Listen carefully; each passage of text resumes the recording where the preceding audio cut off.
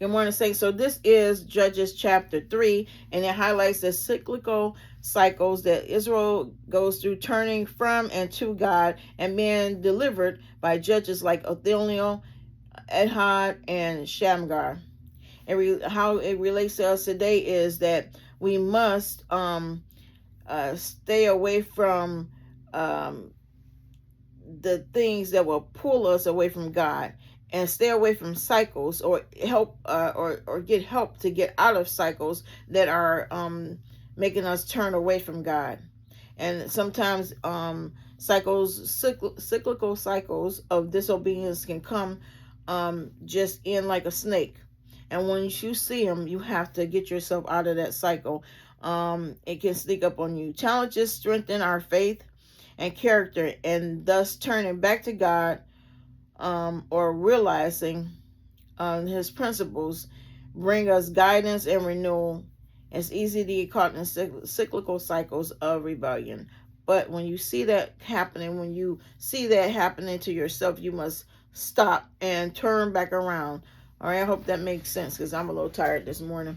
All right, Judges chapter 3. These are the nations of the Lord left to test all those Israelites who had not experienced any of the wars in Canaan.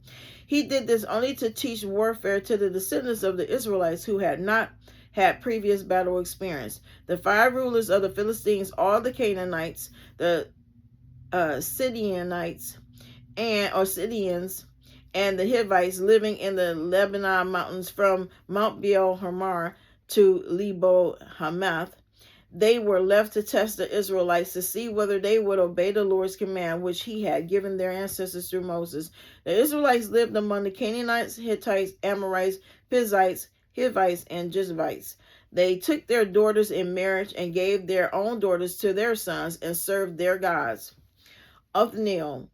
The Israelites did evil in the eyes of the Lord. They forgot the Lord their God and served Baals and the Ashtoreth, which is a goddess. The anger of the Lord burned against Israel, so that he sold them into the hands of Cushan, Rishathaim, king of Aram and Haram, to whom the Israelites were subject for 8 years. But when they cried out to the Lord, he raised up for them a deliverer, Othniel, son of Kenaz, Caleb's younger brother, who saved them. The Spirit of the Lord came on him, so that he became Israel's judge and went to war. The Lord gave Cushan Rishathaim, king of Aram, into the hands of Othniel, who overpowered him. So the land had peace for 40 years until Othniel, son of Kenaz, died. Ehud. Again, the Israelites did evil in the eyes of the Lord, and because they did this evil, the Lord gave Eglon, king of Moab, power over Israel, getting the Ammonites and the Amalekites to join him.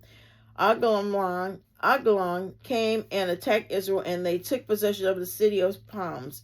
The Israelites were subject to Eglon, king of Moab, for 18 years. Again, the Israelites cried out to the Lord, and he gave them a deliverer, Ehud, a left-handed man, the son of Gera, the Benjaminite.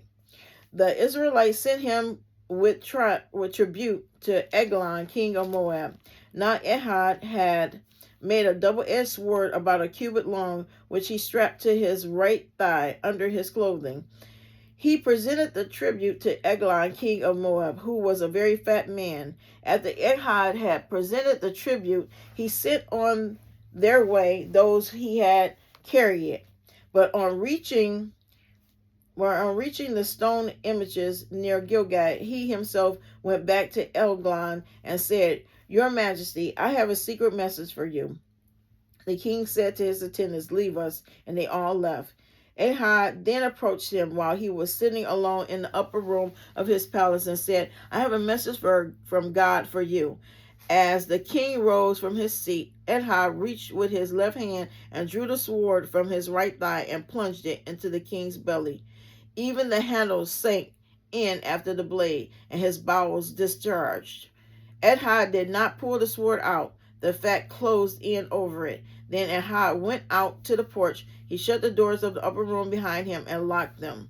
After he had gone, the servants came and found the doors of the upper room locked. They said he must be relieving himself in the upper room of the palace. They waited to the point of embarrassment, but when he did not open the doors of the room, they took a key and unlocked them. There they saw their Lord fallen to the floor dead. While they waited, Ehud got away. He passed by the stone images and escaped to Sirah. When he arrived there, he blew a trumpet in the hill country of Ephraim, and the Israelites went down with him from the hills, with him leading them.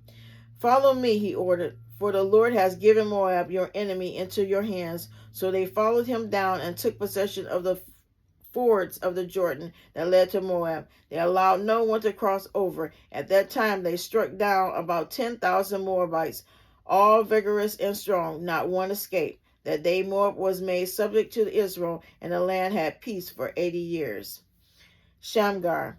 After Ehud came Shechar, son of Anath, who struck down 600 Philistines with a ox guard. He too saved Israel, which ox guard is a sword, some type of sword thing. All right, so that's the end of the Bible study for today. I'm going to come on with the inspiration for the day. All right, may God bless you. Read the word for yourself again, and I'll be right back.